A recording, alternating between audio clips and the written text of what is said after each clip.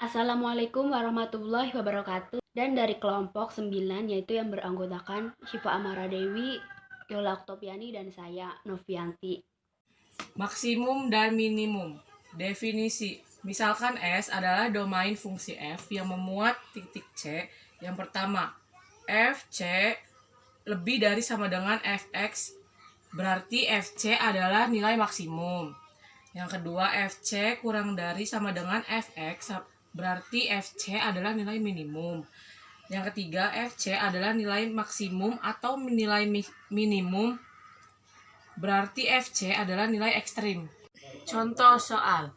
Tentukan nilai maksimum dan minimum dari fx sama dengan min x kuadrat ditambah 3x ditambah 4 dari selang interval min 3 dan 3. Ini kita fokus ke sini ya. Min 3 itu sama dengan x1, 3-nya x2. Terus kita pindahkan ke fungsi sini. Jadi kita peroleh titik ujung interval x sama dengan min 3. Berarti f min 3 sama dengan, nah hasil ini kita dapat dari sini. Kita x-nya ganti sama dengan min 3, jadi min 3 kuadrat ditambah 3 dalam kurung min 3 ditambah 4. Kita taruh sini. Min sama min 3 kuadrat sama dengan 9, karena ini masih ada min jadi min 9. 3 dikali min 3 sama dengan 9, karena ini min jadi min 9 tambah 4, jadi hasilnya min 9 dikurangi 9 ditambah 4, hasilnya min 14. Ini juga sama, kita buat yang x2 nya. X sama dengan 3, berarti F 3 sama dengan, ini dari sini juga sama, cuma bedanya ini positif. Terus jadinya min 9 ditambah 9 ditambah 4 sama dengan 4. Sekarang kita cari titik stasionernya. F aksen X sama dengan min 2. X ditambah 3 sama dengan 0. Min 2X sama dengan min 3. X sama dengan 3/2 sama dengan hasilnya 1,5. Ini kita sekarang cari x-nya. Kita sudah dapat peroleh x-nya. X sama dengan 1,5, berarti F 1,5 sama dengan min 1,5 pangkat 3 ditambah 3, 1,5 tambah 4 sama dengan 2,25 ditambah 4,5 ditambah 4 sama dengan 6,25. Berarti X sama dengan min 3, F sama dengan min 3 sama dengan min 14. Ini hasil dari sini. X sama dengan 3, berarti F 3 sama dengan 4, hasil dari sini. X sama dengan 1,5, berarti F 1,5 hasilnya di sini 6,25. Yang ketiga, berarti Fx ada maka tidak ada titik singular. Jadi nilai maksimumnya 6,25 dan nilai minimumnya min 14. Terima kasih. Titik stasioner merupakan titik tempat fungsi berhenti naik turun untuk sementara, yaitu bergradien 0. Nah, nanti ada grafik titik stasioner dan fungsinya. Grafiknya ada di atas ya. Dari titik di atas dapat dilihat bahwa Fx adalah nilai stasioner di S sama dengan A, dan F per B adalah nilai stasioner di S sama dengan B, di mana turunan pertama di titik-titik tersebut bernilai 0. Selanjutnya, titik A, F dalam kurung A adalah dan B, F dalam kurung B disebut titik stasioner. Nanti kita di sini ada contoh soal titik stasionernya. Kan di sini udah ada ini soalnya kan. Contoh soalnya kan titik-titik fungsi stasioner dari grafik fungsi. grafik fungsi f(x) sama dengan x pangkat 3 ditambah 6x pangkat 2 dikurang 15x tambah 4 adalah penyelesaiannya. Di sini kan ada fx sama dengan x pangkat 3 ditambah 6x kuadrat dikurang 15x tambah 4. Langkah pertama kita menentukan turunan dari ini, kan turunannya dari ini tuh sama dengan f per x sama dengan 3x pangkat 2 kan dikurang 1 ditambah 12x 12x kan di sini udah dikurang kan, bisa dikurang 15 sama dengan kan di sini aksen f-nya 0 jadi 0 kan, berarti 3x pangkat 2 ditambah 12x dikurang 15 sama dengan 0. Terus kita disederhanakan kan, disederhanakan bilangan 3, berarti kita nanti diambil 3 semua, jadi hasilnya x pangkat 2 ditambah 4x dikurang 5 sama dengan 0. Bentuk persamaan kuadrat akan difaktorkan, yaitu tuh berarti kita difaktorkan kan itunya, berarti x tambah, berarti x difaktorkannya tuh x kuadrat ditambah 4x dikurang 5 sama dengan 0 tuh yang pertama tuh x tambah 5 dalam kurung lagi x dikurang 1 sama dengan 0.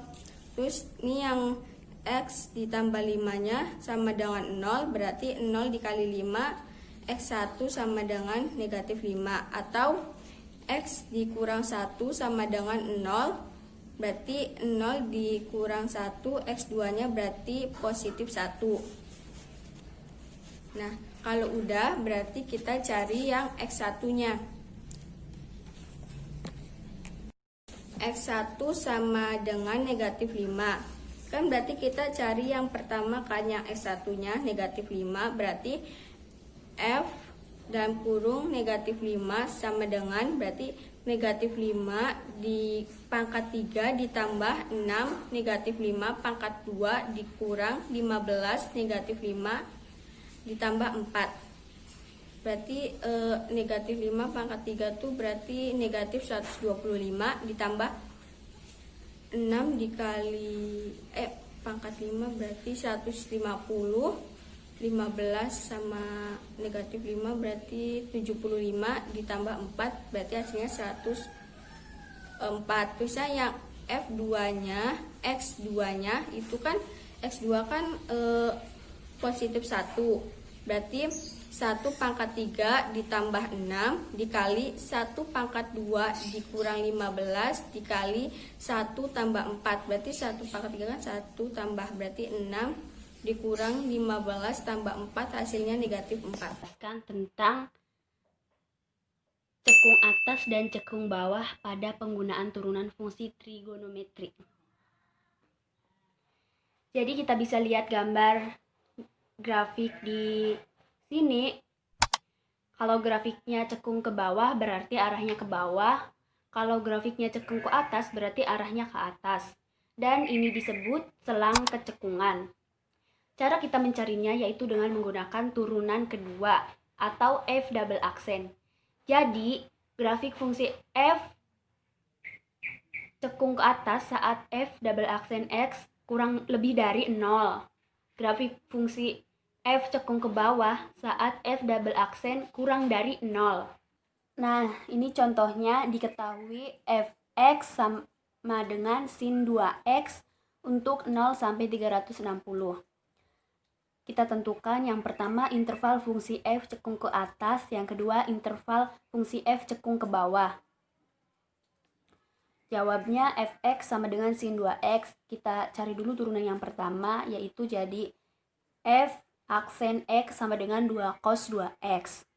Kita turunkan lagi, maka f double aksen x sama dengan min 4 sin 2x. Titik beloknya yaitu f double aksen x sama dengan 0. Jadi min 4 sin 2x sama dengan 0. Sin 2x sama dengan 0. Sin 2x sama dengan sin 0. Didapat 2x sama dengan 0 ditambah k dikali 360 atau 2x sama dengan 180 ditambah k dikali 360. Jadi x sama dengan 0 ditambah k dikali 180 atau x sama dengan 90 ditambah k dikali 180.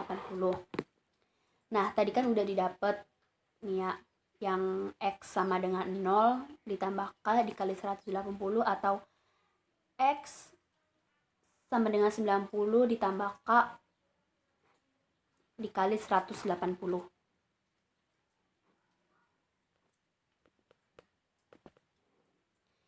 Kita cari nilai k yang memenuhi, yaitu dengan mensubstitusikan nilai k.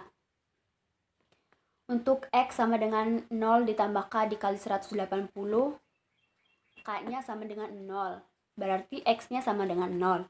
K-nya sama dengan 1, berarti x-nya sama dengan 180.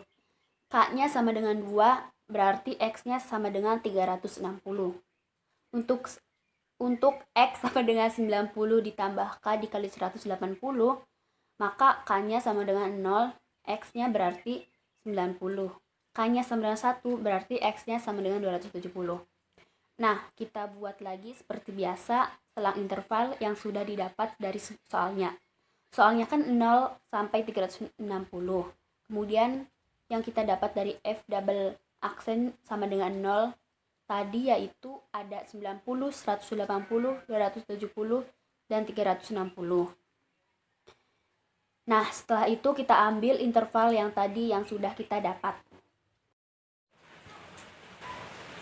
Untuk interval 0 sampai 90 kita ambil 60. Jadi f double aksen 60 sama dengan min 4 sin 2 dikali 60. Kemudian disubstitusikan, jadi hasilnya min 4 sin 120 sama dengan min 4 setengah akar 3.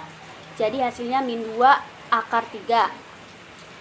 Untuk interval 90 sampai 180 kita ambil 150. Ambilnya yang mudah, yang merupakan sudut istimewa ya. Jadi f double aksen 150 sama dengan min 4 sin 2 dikali 150, jadi min 4 sin 300, maka min 4 setengah min setengah akar 3, jadi hasilnya 2 akar 3. Untuk interval 180 sampai 270 kita ambil 210. Jadi f double aksen 210 sama dengan min 4 sin 2 dikali 210. Jadi min 4 sin 420, maka min 4 setengah akar 3, jadi min 2 akar 3. Untuk interval 270 maka 270 sampai 360 kita ambil yang 315. Jadi f double aksen 315 sama dengan min 4 sin 2 dikali 315. Min 4 sin 630, jadi min 4 kali min 1, jadi hasilnya sama dengan 4. Jadi 0 sampai 90 hasilnya min, 90 sampai 180 hasilnya plus, 180 sampai 270 hasilnya min, 270 sampai 360 hasilnya plus. Kemudian f double aksen x lebih dari 0 di interval 90 sampai 180 dan 270 sampai 360.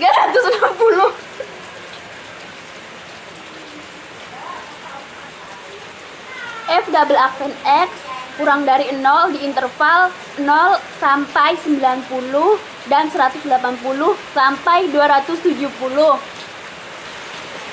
Jadi, fungsi f cekung ke atas pada interval 90 sampai 180 dan interval 270 sampai 360. Dan yang kedua, fungsi f cekung ke bawah pada interval 0 sampai 90 dan interval 180 sampai 270.